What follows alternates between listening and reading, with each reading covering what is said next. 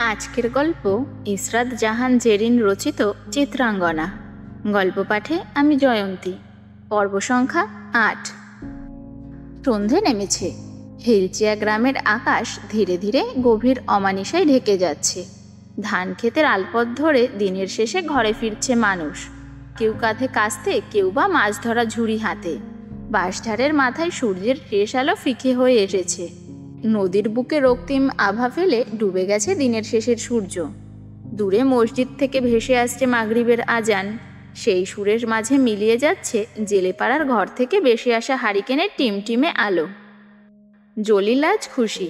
অনেকদিন পর কপাল খুলেছে। বড় বড় রুই আর পাঙ্গাস ধরা পড়েছিল কাল রাতে জালে।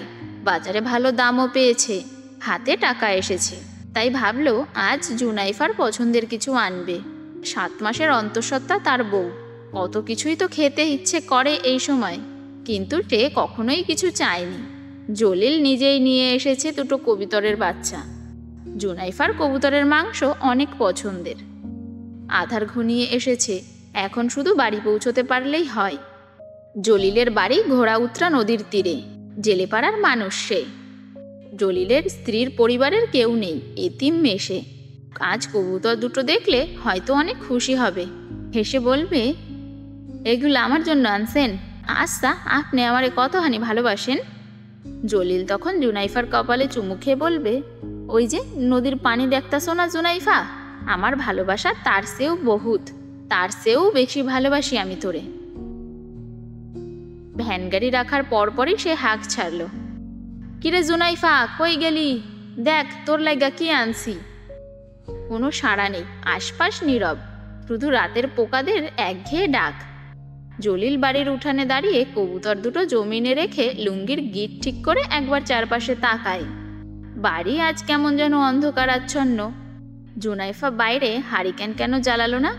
জলিল আরও কয়েকবার জুনাইফার নাম ধরে ডেকে ঘরে প্রবেশ করলো। মাটির ঘর তাদের। জলিলের আজকে আর দরজায় কড়া দেওয়ার প্রয়োজন হয়নি, দরজা আগে থেকেই খোলা ছিল। জলিলের কপালে চিন্তার ভাঁজ পড়ল। সে ধীর পায়ে ঘরের ভেতরে প্রবেশ করল। ঘরের মধ্যে টুকটাক কিছু জিনিস ছিল, তাও ছড়িয়ে ছিটিয়ে আছে। বুকের ভেতর কেমন যেন একটা চিনচিনে ভয় জেগে উঠল জলিলের। সে ফাঁকা ঢোক গিলে শয়নকক্ষে যেতেই ভেতরটা থমকে যায়। ঘরের মধ্যে কুপি জ্বলছে, মৃদু আলো তার। 4-5 জন যুবক রুমের ভিতর উপস্থিত। 2 জন বসে আছে, 3 জন দাঁড়িয়ে। জলিলের চোখ তার স্ত্রীকে খুঁজে। জুনাইফাকে চৌকির সঙ্গে বাঁধে রাখা হয়েছে, মুখে কাপড় গুজে দেওয়া, হাত পা বাঁধনে আবদ্ধ। শাড়ির আঁচলটা বুকের উপর থেকে সরে মাটিতে হামাগুড়ি খাচ্ছে। শরীরের নানান জায়গায় ক্ষত, কপাল থেকে একতলা মাংস উঠিয়ে নেওয়া হয়েছে, সেখানটায় তাজা রক্ত শুকিয়ে জমাট বেঁধে গেছে। জলিল দৌড়ে জুনাইফার দিকে এগিয়ে আসতেই দাঁড়িয়ে থাকা ছেলে 3টে একসঙ্গে ঝাঁপিয়ে পড়ে তার উপর। তোরা আমার জুনাইফার লগে কি করতাছোস? ক্যাডা তোরা?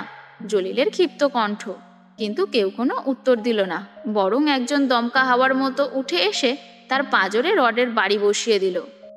মুহূর্তেই একটা বিকট শব্দ ছড়িয়ে পড়ল ঘরে, হাড় ভাঙার শব্দ। উহ! জলিলের মুখ থেকে বেরিয়ে এলো গুমড়ে ওঠা শব্দ। তবুও তারা থামল না।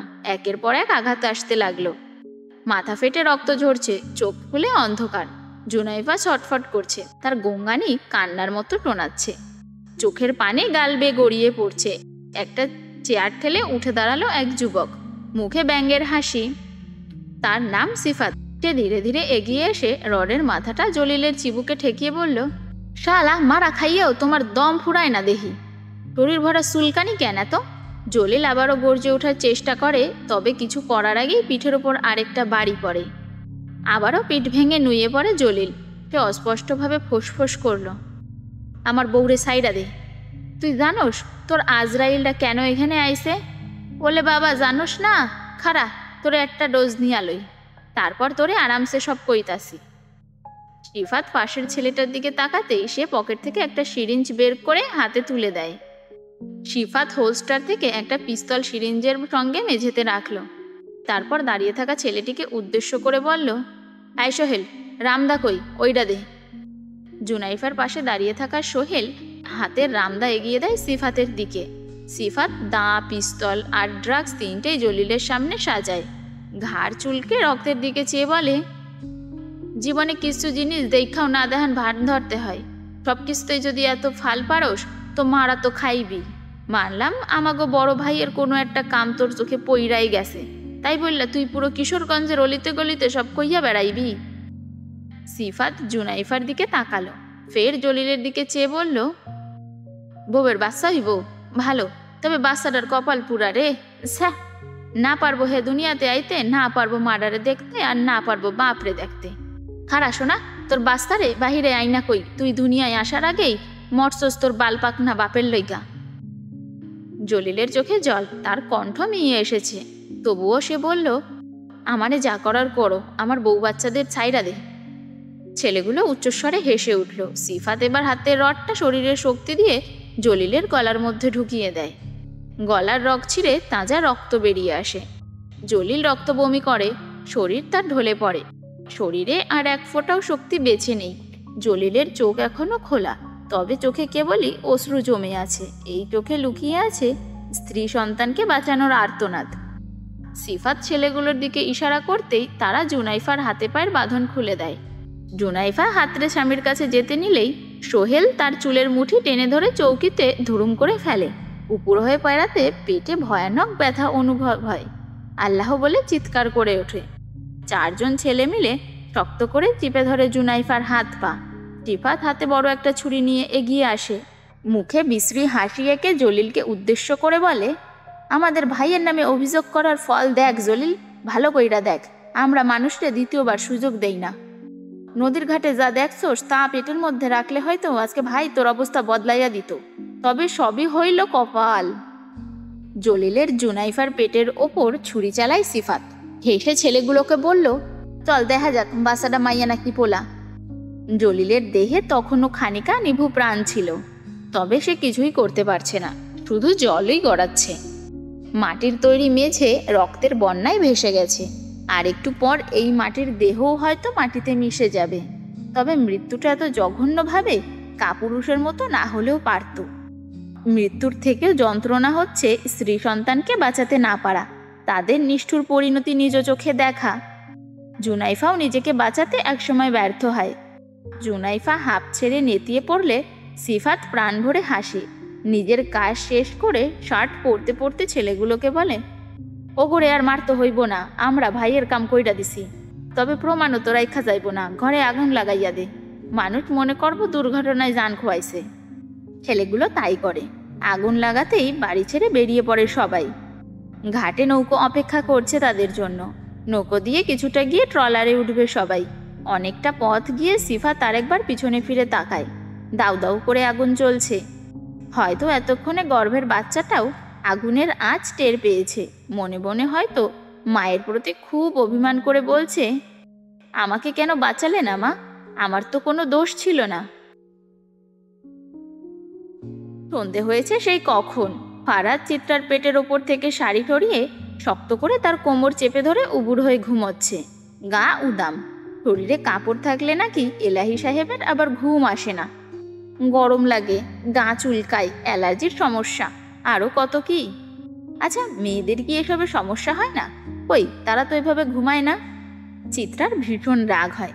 তার ওপর এই লোক আবার স্বামীর অধিকার দেখাচ্ছে। কি শক্তভাবে চেপে ধরে আছে তার সরু কোমরটাকে। মনে হচ্ছে বাপদাদার সম্পত্তি। বৈধ স্বামী বিধায় সব সহ্য করছে, তা না হলে জায়গা মতো গুঁতো মেরে বংশের বাতি ফুটো করে দিত। চিত্রা নিজেকে ছাড়ানোর জন্য নড়ে চড়ে উঠে। তাতে কাজ হয় না, বরং ফারাজ তাকে নিজের বুকে আরো শক্তভাবে গেঁথে নেয়। চিত্রা ঠোঁট উল্টে বলে, এর মানে আপনি ঘুমাননি, ইচ্ছে করে এসব করছেন, ছাড়ুন। ফারাজ চিত্রার বুকের মধ্যখানে মুখ গুজে জড়ানো কণ্ঠে বলে, আরে বউ, এত নড়াচড়া করো কেন? মির্গি রোগ আছে নাকি? আমার তো নেই, তবে মনে হচ্ছে আপনার আছে। আচ্ছা, আপনার গা থেকে সবসময় এলাচির গন্ধ আসে কেন? ফারাজ মাথা উঠিয়ে বলে, আমি ক্লাইভ ক্রিস্টিয়ান পারফিউম ইউজার যে। কত দাম এটার ধারণা আছে? গন্ধ গন্ধ করছো কেন? গ্রান বলো। চিত্রা তাচ্ছিল্যের সঙ্গে বলে, ভালোই তো, এত টাকা খরচ করে আপনি তাহলে গুও কিনেন দেখছি। ফারাজ ভ্রু কুচকে চিত্রার দিকে চোখ তুলে তাকায়, গালে একটা চুমু দিয়ে বলে, তোমায় দেখে আমার না বড্ড আদর ডোনেশনের ইচ্ছে হচ্ছে। ক্লোজ আপ প্রিয়তমা। দূরে জানতো, কাছে আসার চেষ্টা করলে ঘুষি মেরে নাক বোচা করে দিব। ফারাজ হেসে এক ঝটকায় ওঠে, চিত্রার ওপরে ঝুঁকে হাত দুটো শক্ত করে চেপে ধরে বলে, আজ তো ডোনেশন আমি করবই বউ। দেখি কিশোরগঞ্জের আগুন সুন্দরী আমার মানব সেবা থেকে নিজেকে কি করে বঞ্চিত করে। ফারাজ চিত্রার আরও কাছে এগিয়ে আসতেই চিত্রার ভয়ে চোখ মুখ খিচে আসে। ফারাজ ঠোঁটে ঠোঁট ছোঁয়াতে যাওয়ার আগেই চিৎকারে মনোযোগ নষ্ট হয় তার। অন্দরমহল থেকে কারো কান্নার শব্দ আসছে, আর্তনাদের শব্দ ভেসে উঠেছে। চিত্রা ছটফট করে ওঠে, সরুন বলছি, আমাকে যেতে দিন। ফারাজ বিরক্ত হয়ে চিত্রাকে ছেড়ে দিয়ে মুখ গোমড়া করে বলে, শালার জনগণ কি আমাকে বাসরটা এই জন্মেও করতে দিবে না? আজকাল দেশে আর ভালো মানুষ নেই রে, এখন মানুষ মানব সেবাও করতে দেয় না।